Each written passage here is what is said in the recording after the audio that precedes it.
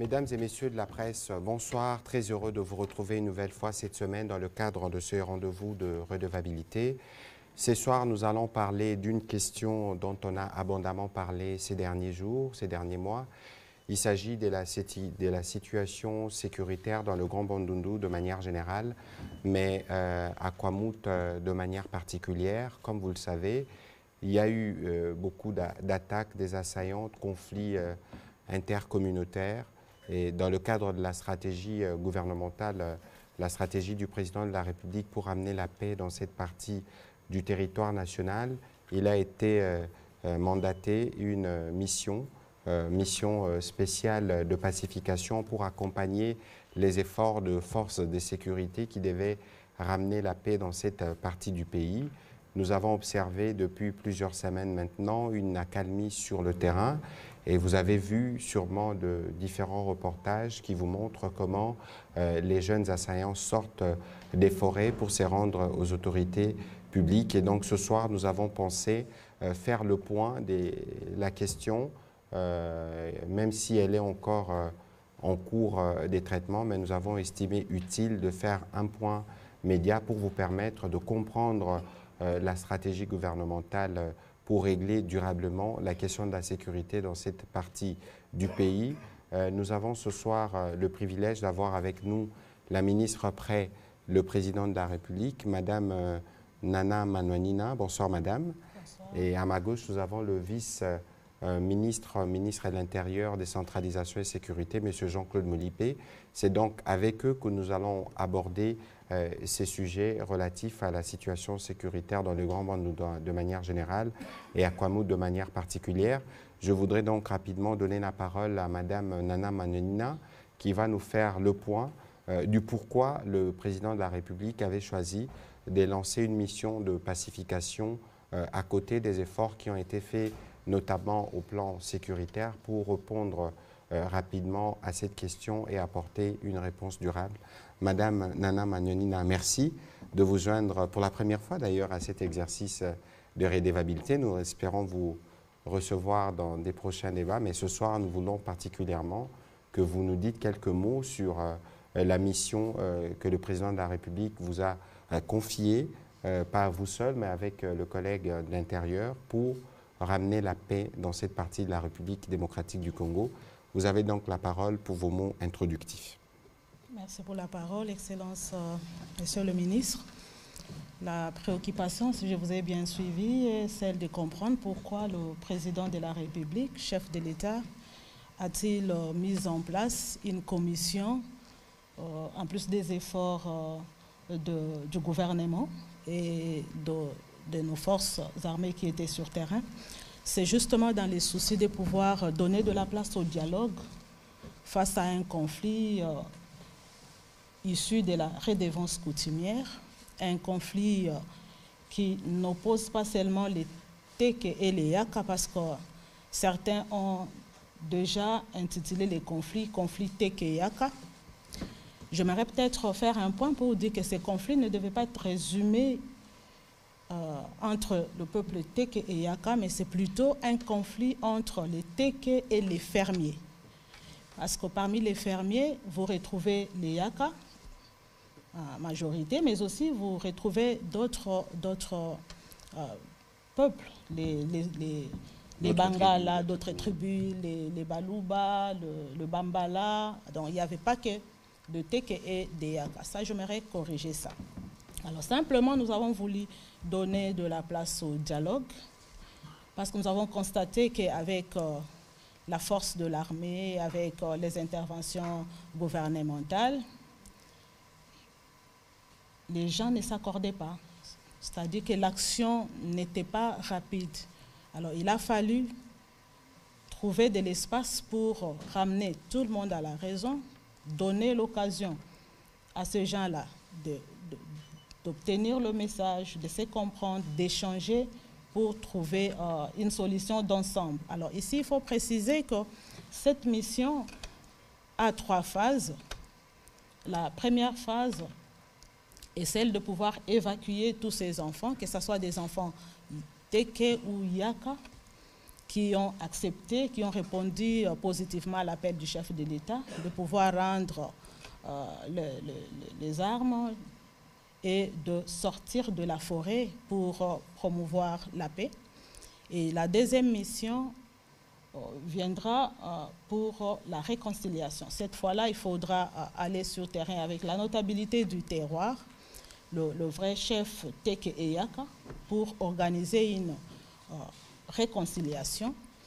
Et la troisième phase sera consacrée à la justice, c'est-à-dire qu'il y en a qui auront à répondre à leurs actes.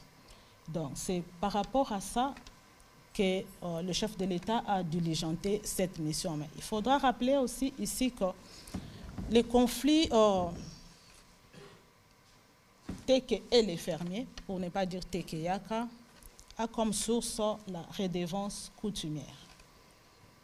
Simplement, les peuples Yaka ont constaté qu'il y avait une augmentation, et d'autres fermiers, de la redevance, qui allait d'1 ou de 2 sacs à 5 directement.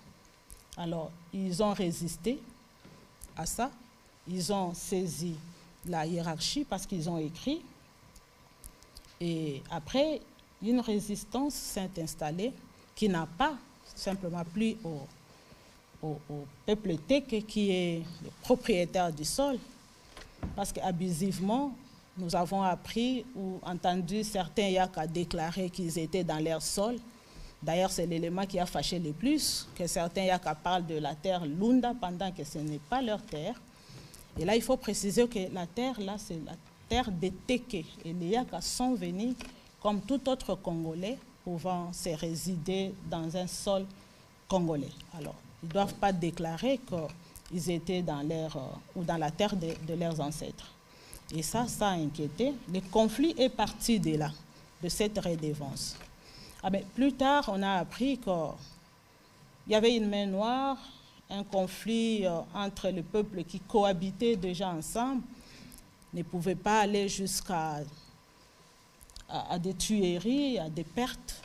En vie humaine, tel qu'on a observé. Ce n'était pas déjà dans leur culture de décapiter, d'incendier. C'est allé trop loin pendant que la justice pouvait s'en occuper. Alors, face à ça, vous le savez, le gouvernement a mené des actions et les militaires étaient déployés pour justement mettre la paix et protéger la population. Et après, le président a jugé bon d'ajouter une commission qui privilégierait le dialogue. Et c'est cette commission que nous accompagnons à deux avec le vice-ministre de l'Intérieur. Je pense que d'une façon brève, je peux m'arrêter. Voilà, on va donner la parole donc au vice-ministre de l'Intérieur parce que qui va nous expliquer comment, en complément à ce que vous avez dit, quelle était la méthode utilisée pour réussir aujourd'hui. Nous voyons qu'il y a une évolution plutôt positive de la situation sur terrain. Monsieur le vice-ministre, vous avez la parole. Merci beaucoup, Son Excellence, Monsieur le ministre. Je pense que la ministre, le président de la République, a donné la genèse du conflit et par la volonté du chef de l'État, nous avons aujourd'hui la charge d'accompagner la commission qui est en train de sensibiliser la population pour donner la chance au dialogue. Et cette commission est en train de travailler avec l'escadron de la police que nous avons mis en place pour l'aider à maintenir l'ordre public, pour permettre à ce que tous les enfants qui sont dans des forêts puissent commencer déjà à sortir et à se rendre aux autorités. C'est ce qui est en train d'être fait. Nous sommes déjà en train d'enregistrer plus ou moins 1000 qui se sont déjà rendus et la commission continue. 1000 à la fois de toutes les communautés qui sont impliquées. Des Teke et puis des Yaka, mais majoritairement pour le moment, ce sont des Yaka qui sont sortis. Mais dans l'entretemps, il y a des messages qui continuent et ces messages-là vont en direction de ces jeunes gens qui sont déjà prêts. Il y en a même qui commencent déjà à sortir d'eux-mêmes. Et ils attendent simplement que cette commission les regroupe et les amène à Kinshasa. Et ils sont déployés là où ils sont regroupés jusqu'à ce que la décision sera donnée pour savoir comment on va les gérer. Mais ce qui est très important pour nous aujourd'hui, c'est le résultat que nous sommes en train d'enregistrer au jour d'aujourd'hui. Il y avait déplacement de population. Ils sont partout. Il y en a même qui ont traversé le fleuve et ils ont maintenant les informations selon lesquelles il y a pacification. Il n'y a plus de tueries comme on avait dans le passé, malgré quelques pushs que nous sommes en train de suivre encore jusqu'à aujourd'hui. Mais les bonnes nouvelles, c'est que de moins en moins, nous enregistrons ces tueries-là.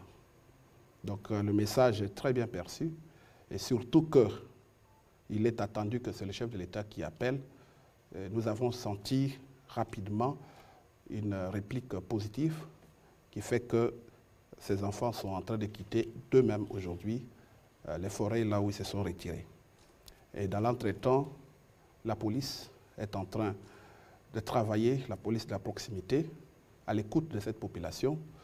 Et la difficulté qu'on a au jour d'aujourd'hui, ce sont ces déplacés-là qui rentrent et qui arrivent dans des milieux où les maisons ont été incendiées, ils ont perdu leurs champs. C'est ainsi que nous travaillons avec le ministère des Affaires sociales pour voir comment les accompagner. Et certains organismes humanitaires qui sont avec nous, qui travaillent également dans ce sens-là. Parce qu'on sent que de plus en plus, les nombres augmentent de ceux qui désirent rentrer dans leur terroir. Et puis, je pense que pour le moment, la situation est en train vraiment de revenir en ordre. Il y a la calmie. Et puis, nous croyons que la deuxième mission qui est attendue, celle de dialogue entre les notables, la notabilité de deux communautés, doivent rester maintenant ensemble dans des rites ancestraux pour enterrer définitivement les haches de guerre, pour que ce type de choses n'arrive plus jamais. C'est ainsi que nous sommes en train déjà de préparer cette deuxième mission, en commençant par quelques missions, quelques rencontres qui vont avoir lieu ici à Kinshasa, dans notre ministère. Nous sommes en train d'identifier les notabilités qui seront invitées, les vrais chefs Yaka et Teke, qui seront invités pour qu'ils se retrouvent autour d'une même table, commencer déjà le pourparler, qui sera finalement déporté sur le terrain, de façon que ces actes-là soient officiels entre eux, de façon que plus jamais ce type de choses ne puisse arriver. Alors beaucoup nous posent des questions pour savoir, mais qu'en est-il des auteurs de ces exactions? Nous avons dit que c'est la troisième phase qui va consister aux responsabilités. Chacun va répondre de ses actes. Ça ne peut pas manquer. Pour qu'il y ait vraiment paix, il faut que la justice puisse aussi s'inviter. Voilà, Excellence, je m'arrête à ce niveau-là. Voilà. À cet instant. Merci, Monsieur le vice-ministre, de vos mots introductifs. Mais comme vous pouvez le comprendre, donc, la question a été prise en charge de manière globale. Là où il y avait besoin d'intervention humanitaire, le gouvernement est intervenu. Aujourd'hui, il y a des populations déplacées qui sont en train de rentrer dans leurs habitations initiales. Mais il y a aussi une composante judiciaire qui se mettra en place les moments venus.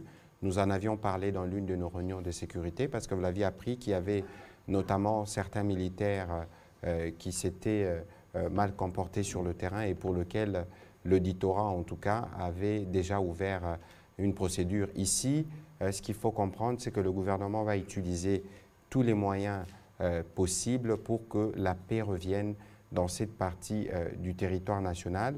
Et donc, aujourd'hui, nous faisons le point des évolutions. Nous reviendrons sûrement pour faire un autre point au fur et à mesure que nous engrangerons des résultats suivant la volonté exprimée par le président de la République. On va commencer notre série des questions, mais je souhaite alors cette fois-là une question précise par journaliste pour nous permettre de gérer les temps. On va commencer par Paul Matendo.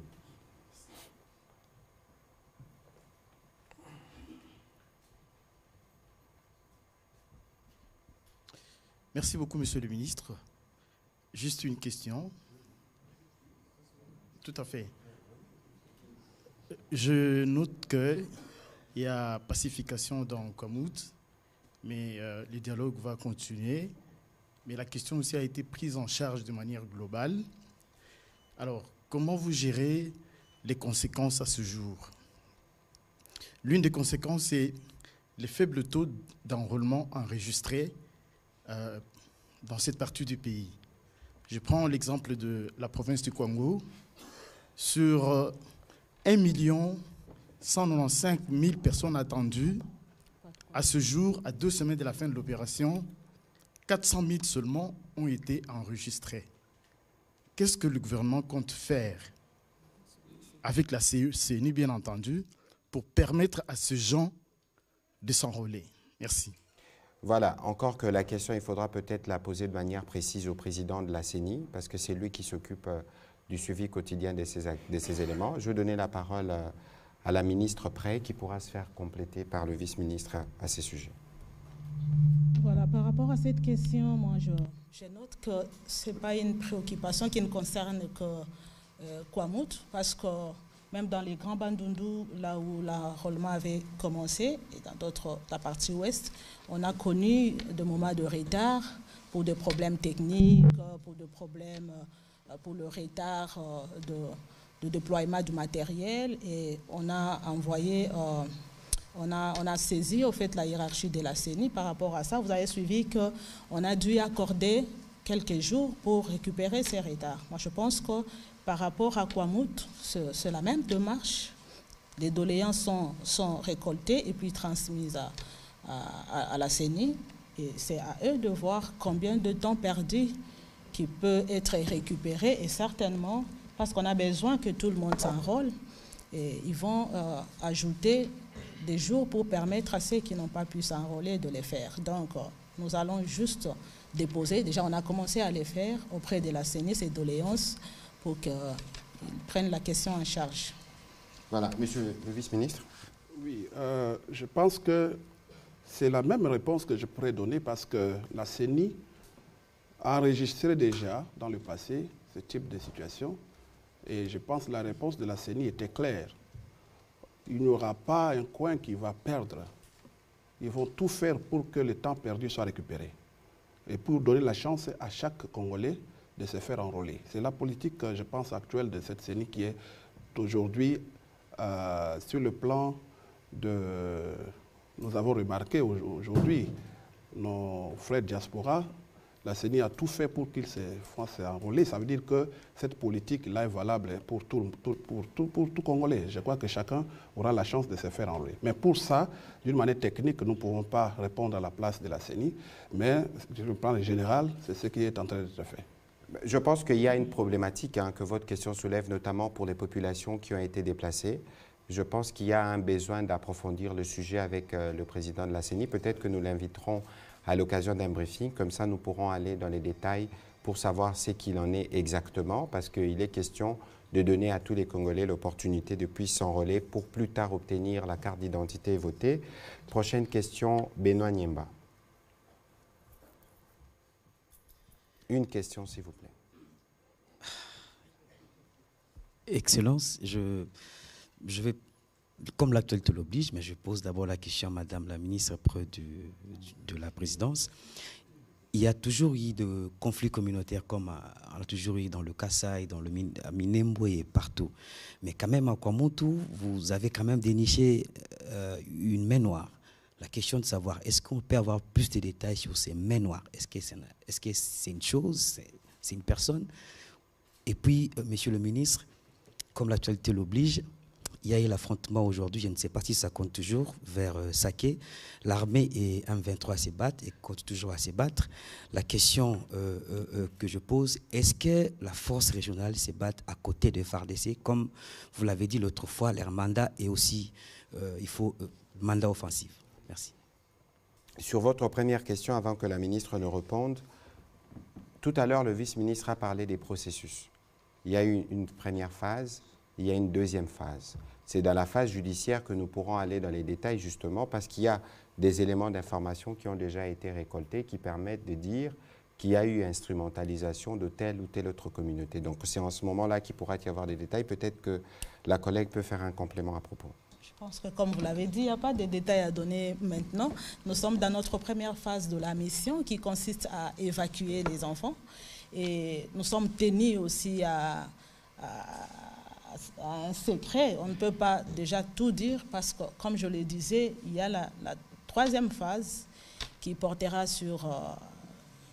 que la justice va prendre à main pour nous dire qui était derrière ou pas.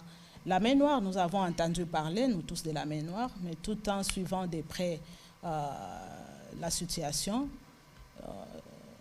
nous pouvons confirmer qu'il y a eu instrumentalisation. Déjà, quand il faut dire que ce n'est pas dans notre culture de décapiter ou de poser des actes qui sont allés au-delà du sens même humain, il faut se dire que ces enfants ont été instrumentalisés. Est-ce que la main noire, elle est là? Est-ce qu'elle est congolaise, non congolaise? On ne sait pas, mais certainement, il y a eu des gens qui ont instrumentalisé, mais il y en a qui continuent à instrumentaliser parce que ce n'est pas une tâche facile de voir 300, 400, aujourd'hui près de 1000 enfants qui sortent. Ils ne sortent pas facilement comme on peut le croire. C'est un travail qui demande à ce que vous puissiez convaincre, avancer des arguments, mais vous sentez les hésitations qui ne proviennent pas de ces enfants-là nécessairement. Et ça n'exclut pas qu'il y ait des gens qui alimentent ou qui instrumentalisent. Et ces gens-là, qui œuvrent comme ça, nous poussent à parler d'une main noire. Voilà. Donc, le moment n'est pas approprié de dire que c'est la main gauche, la main droite. La troisième phase permettra, de toute façon, il y aura des procès publics qui permettront de savoir ce qui s'est passé exactement. Vous avez posé la question sur Saké. Je pense qu'il y a eu un mouvement de panique aujourd'hui dans la ville de Goma. J'ai discuté avec les gouverneurs. Pour l'instant, la République démocratique du Congo maintient ses positions, notamment dans la ville de Saké et dans les localités environnantes. Je n'ai pas connaissance que les forces régionales ont combattu aujourd'hui. De toute évidence, sur les questions opérationnelles, nous allons y revenir bientôt avec un briefing avec le porte-parole de l'armée pour apporter ces éléments. La question était de savoir si la force régionale s'est battue. Je pense y avoir répondu. On va prendre la question de Richard Chako.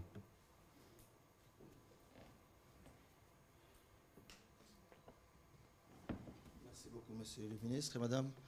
La ministre et après le président de la République, vous avez dit que parmi les causes de ce conflit entre Téké et fermiers, c'est la question de la redevance coutumière.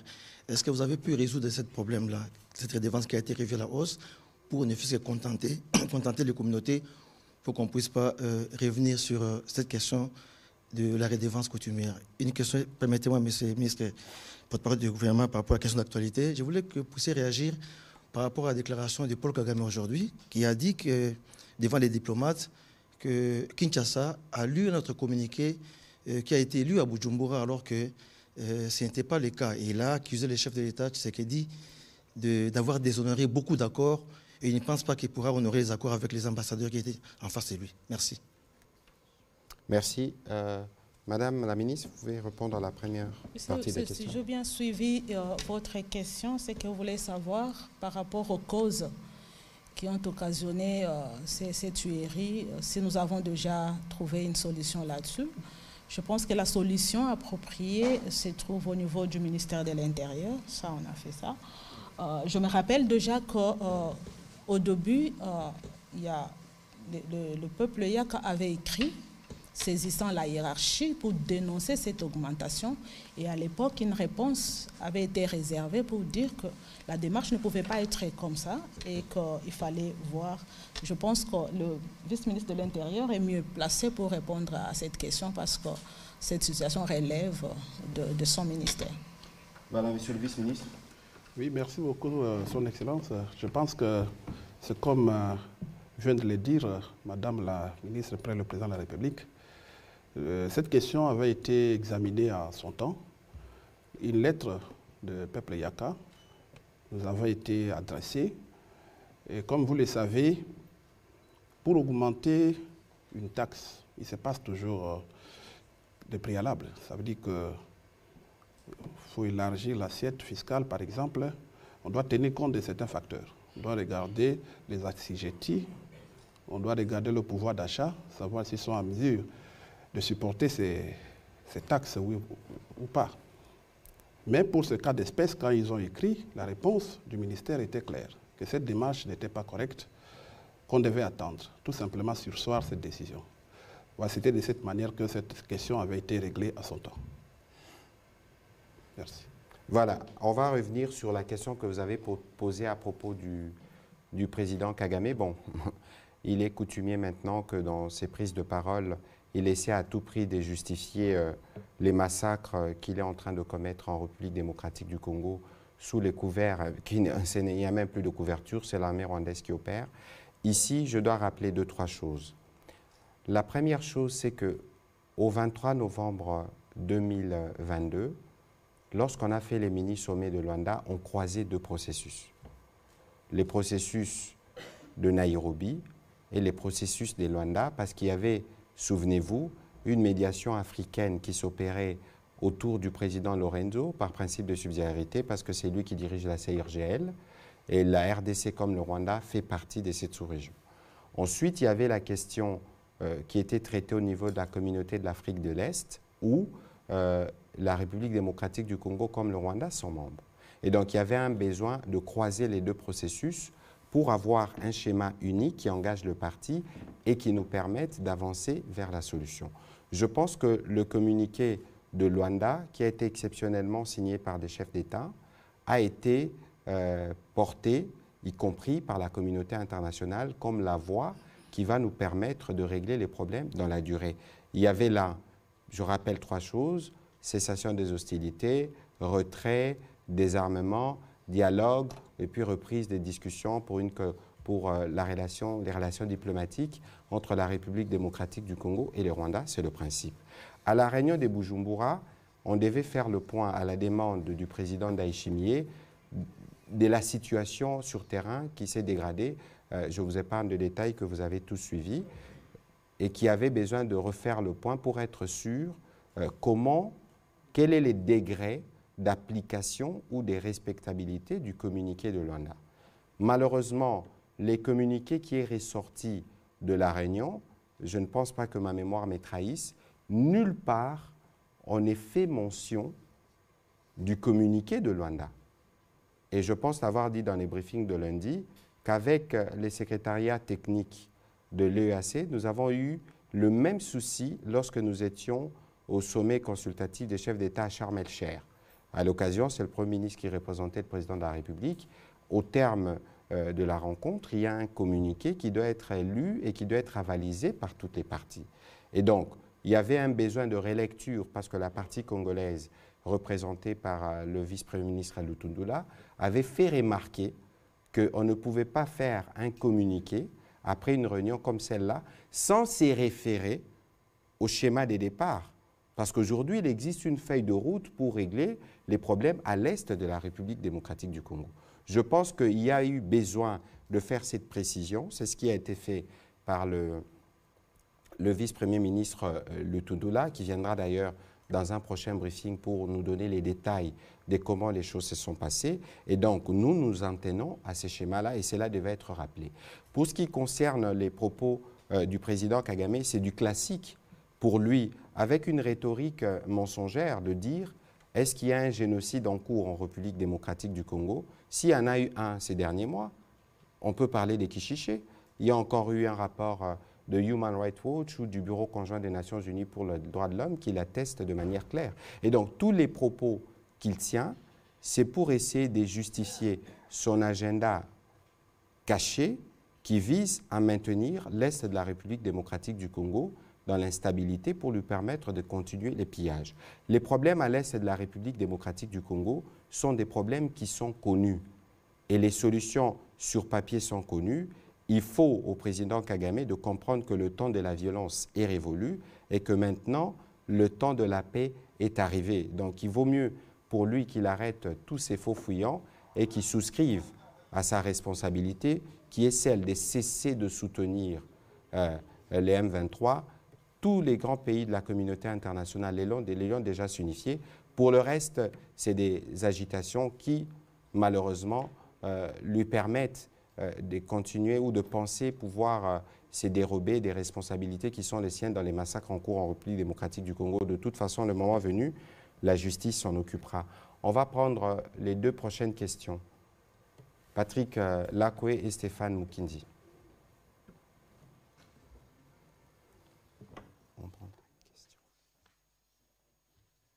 Merci, Monsieur le ministre.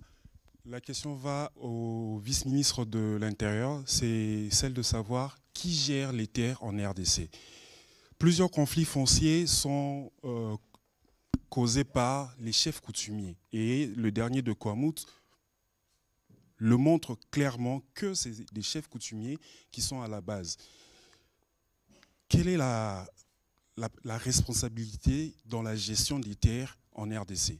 Est-ce que c'est les chefs coutumiers qui vont continuer à le faire ou c'est l'État congolais par le ministère de l'Intérieur? Merci.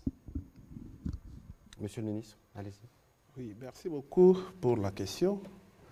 Je pense qu'en République démocratique du Congo, il y a des lois. Nous avons les textes des lois qui parlent clairement que la terre et les sous-sols appartiennent. Le sol et les sous-sols appartiennent à l'État. Cette réglementation est définie par les textes légaux. Alors, sur le plan coutumier, il existe des chefs de terre. Les chefs de terre-là sont organisés. Au jour d'aujourd'hui, nous avons les villages, nous avons le groupement. Ce sont les entités coutumières qui sont des gardiens de terre. Et je pense qu'il existe bel et bien une loi qui définit comment ces autorités coutumières gèrent ces terres-là. Ils sont des gardiens de terre. Et il arrive souvent, quand quelqu'un qui a besoin de terre arrive, ils s'attendent sur certaines modalités. Et nous savons que la République démocratique du Congo a très bien fait pour les associer dans la protection de la terre.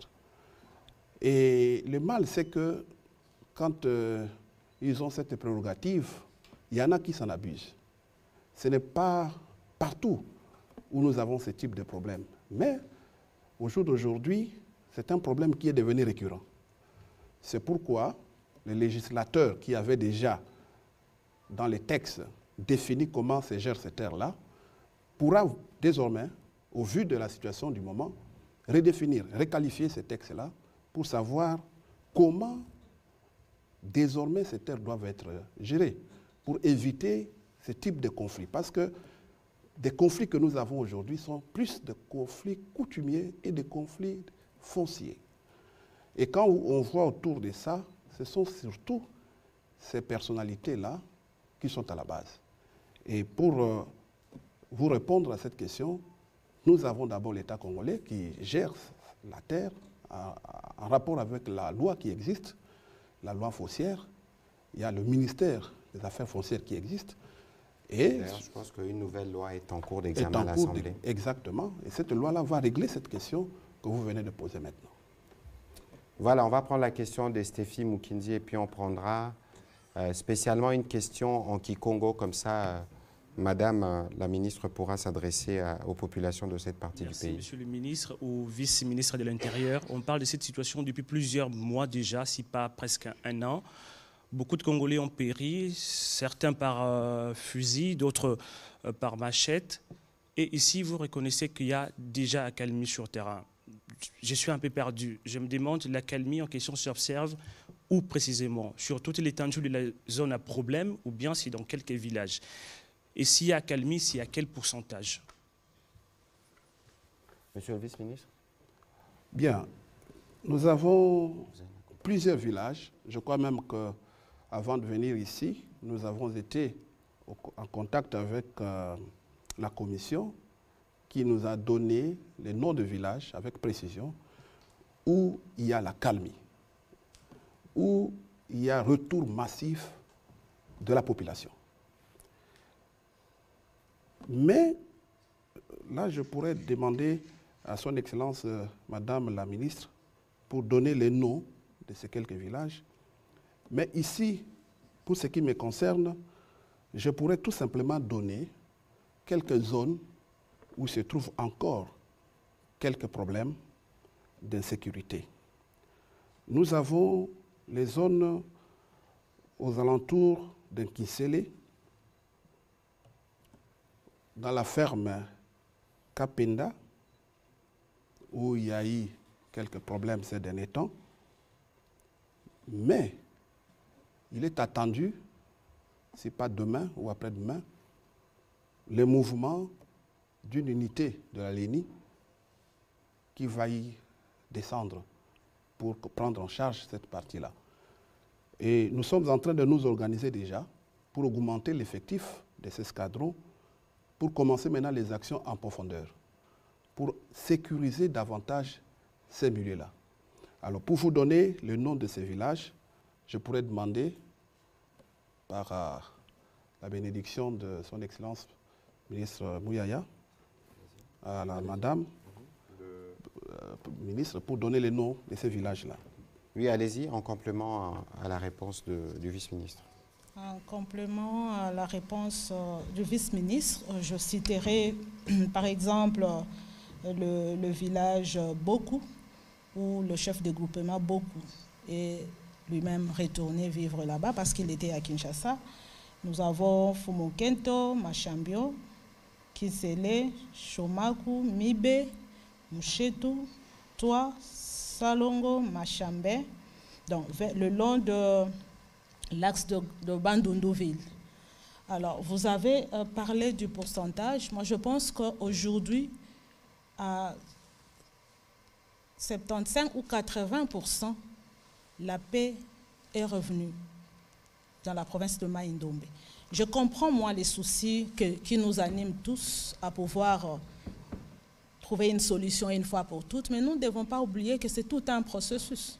On sait quand est-ce qu'on commence une histoire du genre, mais on ne sait pas quand est-ce qu'on la termine.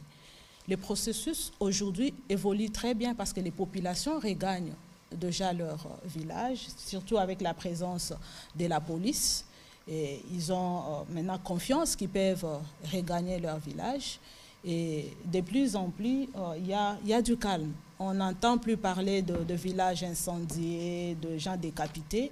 Mais ça n'exclut pas les quelques points chauds qui restent, les quelques coins là où on continue à travailler. Et c'est par là que d'ailleurs nous étions tout à l'heure en train de féliciter la commission, de louer les efforts que cette commission-là a fait sur terrain, parce que ce n'est pas une tâche facile d'aller là-bas, abandonner les véhicules, entrer dans la forêt, faire 80 km à pied, convaincre ces enfants-là et leurs leaders de tout abandonner, de sortir. C'est un travail louable qui, avec la bénédiction du président de la République... Avec des risques d'ailleurs. Trop de risques, parce que par moments, ces enfants-là, ils changent de face. Dès qu'ils entendent qu'on a tiré à gauche, ils se disent « donc vous nous avez piégés » et puis ils redeviennent très violents. Il faut négocier, il faut signer des accords pour qu'ils soient calmes et qu'ils acceptent de sortir. Vous ignorez le degré de stress que et la commission et nous qui sommes ici endossons quand ils sont dans la forêt. Mais je pense qu'aujourd'hui, on ne parle plus de tuerie dans Kwamouth. Et c'est par là que moi, je ne cesse de rappeler chaque fois que je me retrouve devant le micro, de faire appel à tous ceux qui continuent à instrumentaliser pour des intérêts personnels. Nous avons tous intérêt de coagir pour l'intérêt de la population congolaise, aux côtés des efforts du chef de l'État, du gouvernement, de nos forces armées, de la commission. La population tout entière, surtout la population du terroir, a aussi la responsabilité de participer positivement pour que nous puissions mettre fin totalement à ces désagréments. Voilà, on va prendre exceptionnellement une question à Kikongo avec Fabrice, comme ça vous permettra... Il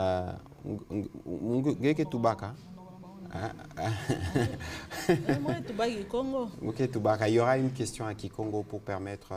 Je pense que le vice ne va pas se plaindre. Pourquoi pas dans sa langue et c'est de ma langue, dans ma langue. Donc ce n'est pas de ma faute, vice. C'est plus parce qu'il s'agit de Kwamouth.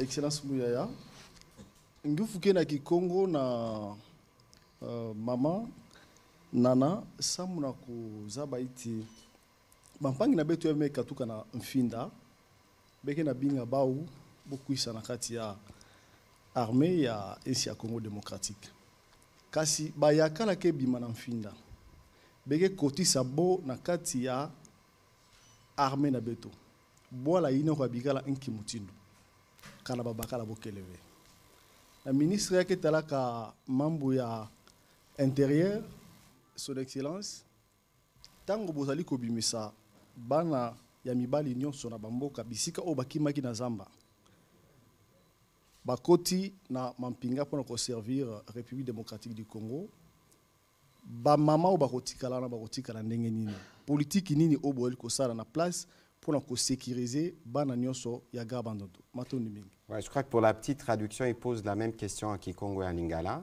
En Kikongo, c'est la question relative à ces enfants qui sortent et qui sont, on a appris qu'ils s'est intégrés dans les forces armées de la République démocratique du Congo.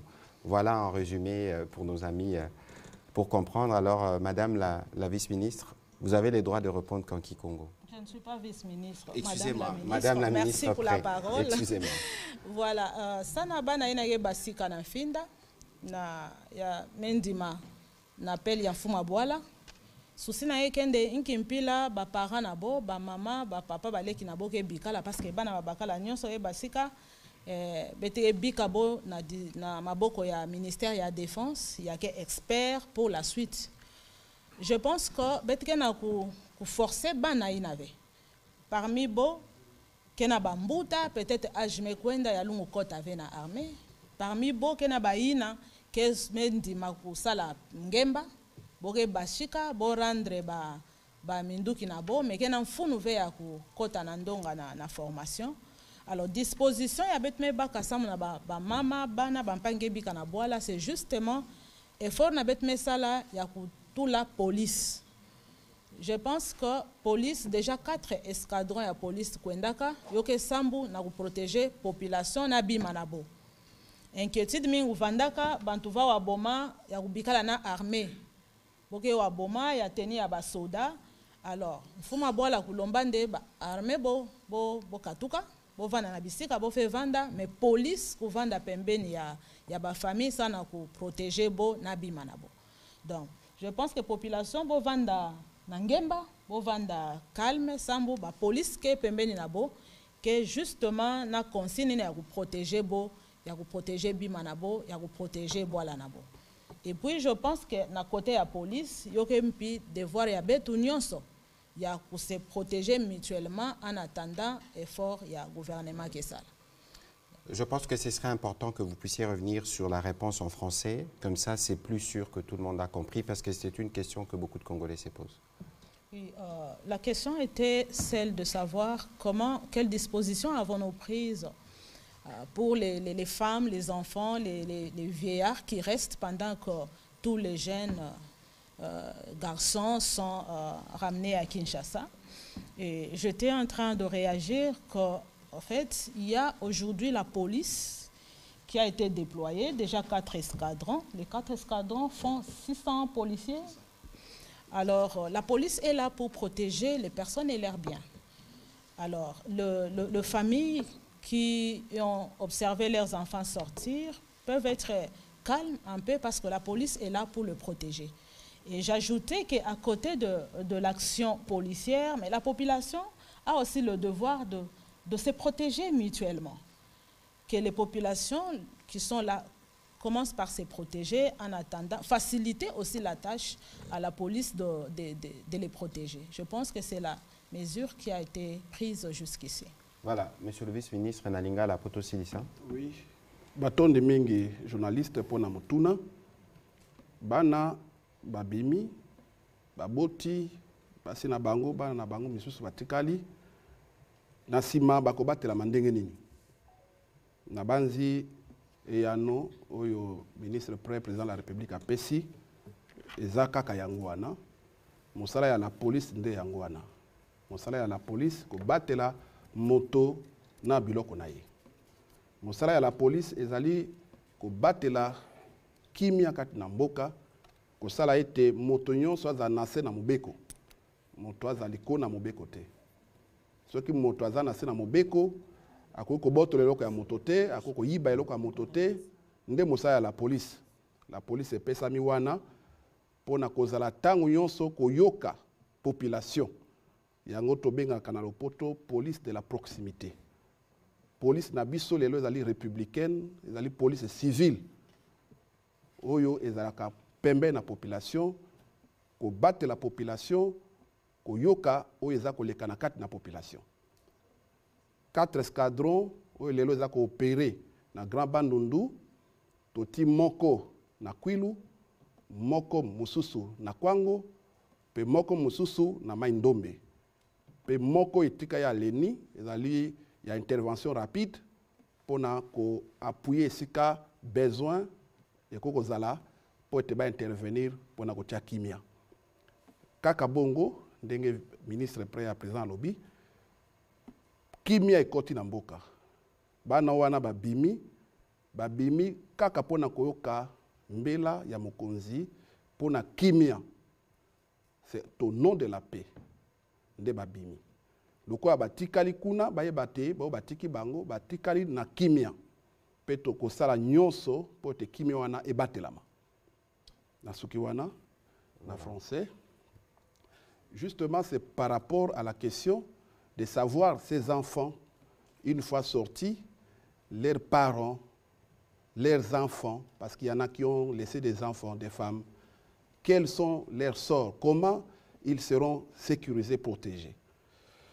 La mission légalienne du ministère de l'Intérieur par la police, c'est le maintien de l'ordre public, c'est sécuriser, protéger la population avec ses biens.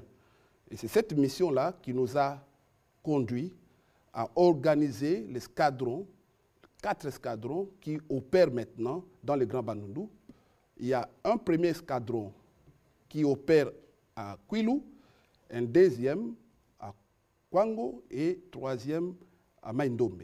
Il existe un escadron de la LENI, c'est-à-dire la Légion nationale d'intervention, qui opère en cas de besoin.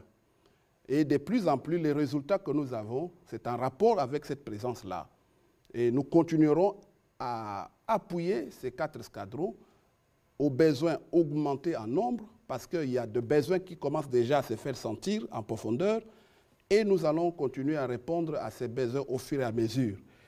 Pour conclure, je dirais ceux qui sont restés, c'est pour besoin de la paix que ces jeunes gens ont quitté la bourse, et nous maintenons cette paix-là. Nous sommes en train de réinstaurer l'autorité de l'État, nous sommes en train d'imposer l'ordre public, et c'est de cette manière que cette paix va rester durable dans ce coin de la République démocratique du Congo. Merci. Madame la ministre, après on va prendre rapidement vos mots de conclusion. Voilà, pour conclure, je commencerai par remercier le président de la République, chef de l'État, son Excellence Félix-Antoine Tshisekedi Tshilombo, pour son sens de patriotisme. Il ne cesse d'agir comme un vrai père pour que la paix revienne dans la province ou dans l'espace Grand Bandundu. Et aussi le Premier ministre qui chaque fois nous encourage, nous accompagne à pouvoir atteindre notre objectif. Je félicite et j'encourage la commission qui est gérée par les rois Mini-Congo. Nous n'ignorons pas combien ils souffrent pour nous aider à atteindre cet objectif. Et pour finir, je lance un appel à tous les leaders d'opinion qui instrumentalisent encore ces enfants, parce qu'il faut se le dire qu'il y a des foyers de théâtre, il y a des gens qui créent des labos ici pour communiquer des fausses informations pendant qu'ils n'ont pas de preuves. Il y en a qui montent des enfants pour raconter ça et ça, de fausseté, juste pour traumatiser. Nous n'avons pas besoin de ce genre de théâtre pour ramener la paix dans l'espace Grand Bandundu. Et à ces leaders, qu'ils soient des politiciens, qu'ils soient des chefs coutumiers, qu'ils soient des notables, nous demanderons vraiment qu'ils agissent pour l'intérêt supérieur, qu'ils se joignent à la commission, s'ils le veulent bien, pour qu'ensemble nous puissions ramener la paix, au lieu de nous tourner des théâtres qui ne facilitent pas l'atteinte des objectifs. Alors, c'est eux qu'on pourra appeler le main noir. On n'en a pas besoin, ces mains noires. Nous aimerions peut-être avoir de mains blanches qui nous accompagnent à pacifier l'espace Grand Bandundu. Je vous remercie. Voilà, on va rester sur cette expression de main blanche parce que nous avons besoin de paix dans cette partie du pays, mais aussi dans toute la République démocratique du Congo. Ce soir, nous avions voulu faire le point de l'évolution des 2 phases de la mission de pacification qui permet aujourd'hui de noter des évolutions positives sur le terrain, particulièrement dans le Kwamout et en général dans le Grand Bandundu. C'est un sujet sur lequel nous reviendrons parce qu'il y a une 3e composante qui est tout aussi importante, c'est la composante judiciaire parce que les responsabilités doivent être établies les moments venus. Je ne saurais terminer ces briefings sans réitérer l'appel au calme au gouvernement pour des populations du Nord Kivu, particulièrement celle des Goma. Les dispositions sécuritaires sont prises et nous souhaitons que les populations suivent les instructions ou les messages du gouverneur et n'aient pas prêté les flancs à toutes les rumeurs et à tous ces messages qui circulent sur les réseaux sociaux qui ont pour objectif que de jeter un vent de panique. Pour ce qui concerne le gouvernement, autant la question sécuritaire dans le Kwamout va trouver la solution, autant nous pensons que la stratégie que pilote le président de la République, que ce soit sur le front militaire, diplomatique, judiciaire et médiatique, nous permettra de venir à bout de ceux qui pensent que vivre leur vie doit se faire aux dépens de la vie des Congolais. Nous gagnerons cette guerre, c'est évident, et nous sommes convaincus que nous y arriverons. Merci, Madame la ministre Pré, de vous être associée à cet exercice. Merci à vous aussi, Monsieur le vice-ministre. Merci à vous de vous être associé à cet exercice. À la prochaine.